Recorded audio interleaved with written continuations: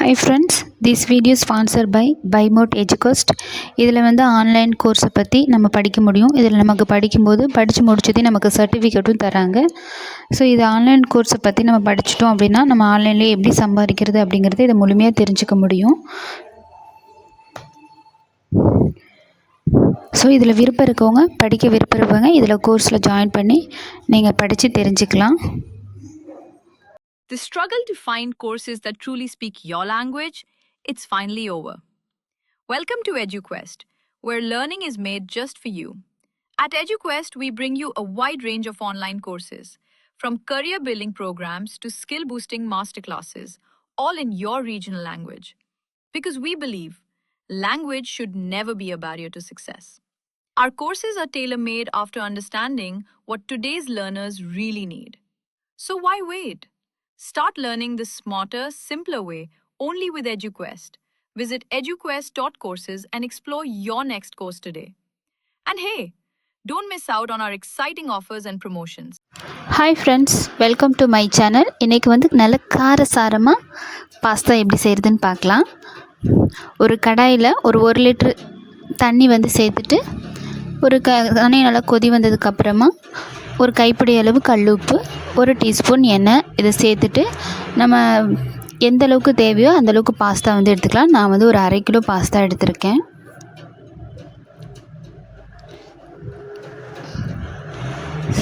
இப்போ இந்த பாஸ்தாவை ஒரு 2 நிமிஷம் நல்லா வேக வச்சு எடுத்துடலாம்.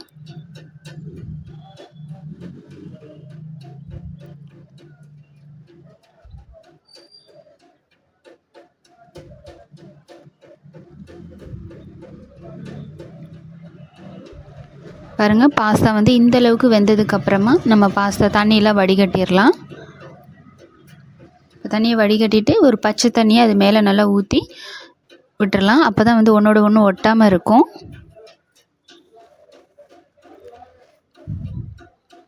இப்போ அதே கடாயை சூடுபடுத்திட்டு 2 டீஸ்பூன் ஆயில் சேர்த்துக்கலாம்.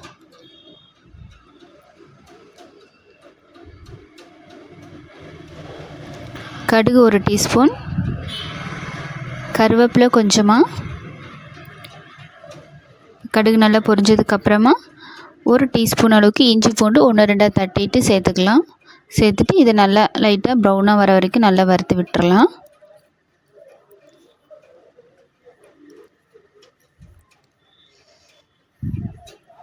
நல்லா வதக்கினதுக்கப்புறமா 2 பெரிய வெங்காயம் பொடியாக கட் பண்ணிவிட்டு அதையும் சேர்த்துடலாம். இப்போ வெங்காயம் வந்து நல்லா வதங்கி வரணும், அது வரைக்கும் நல்லா வதக்கி விட்டு எடுத்துடலாம்.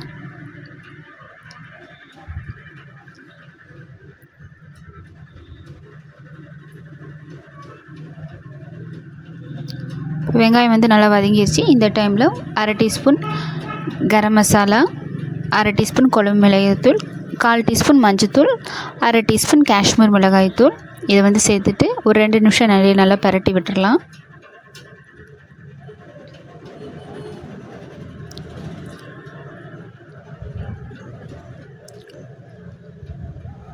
இப்போ 2 தக்காளி, மீடியம் சைஸ் தக்காளியை மிக்சியில் நல்லா நைஸாக அடிச்சுட்டு இந்த டைமில் சேர்த்துக்கலாம்.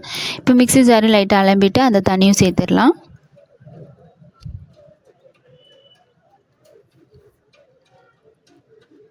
சேர்த்துட்டு ஒரு 5 நிமிஷம் இதோட பச்சை வாசனைலாம் போகிற அளவுக்கு ஒரு 5 நிமிஷம் நல்லா கொதிக்க வச்சிடலாம்.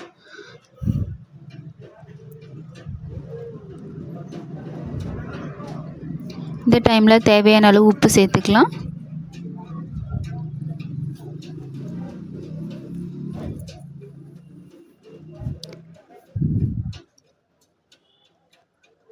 ஒரு 5 நிமிஷம் நல்லா கொதிச்சதுக்கப்புறமா நம்ம வேக வச்சுருக்க பாஸ்தாவை வந்து இது கூட சேர்த்துட்டு நல்லா கலந்து விட்டுறலாம். இப்போ கலந்து விட்டுட்டு விருப்பப்பட்டால் கொத்தமல்லி தழை தூவிட்டு சுட சுட பரிமாறலாம். இப்போ நல்லா மிக்ஸ் பண்ணி விட்டுட்டு நம்ம அடுப்பை வந்து ஆஃப் பண்ணிடலாம். பாஸ்தா வந்து சூடு ஆற ஆற அந்த ஜூஸ் எல்லாம் நல்லா இழுத்துரும். அதனால் சுட சுட நல்லா பரிமாறினீங்கன்னா நல்லா ஜூஸியாக நல்லா டேஸ்ட்டாக இருக்கும்.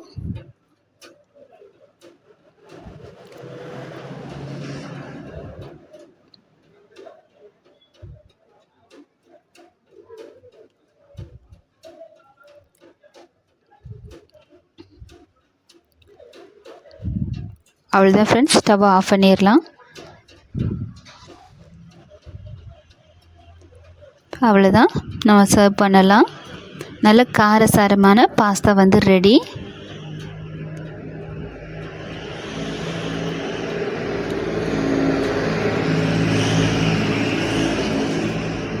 எப்படி இருக்குன்னு டேஸ்ட் பண்ணிடலாமா?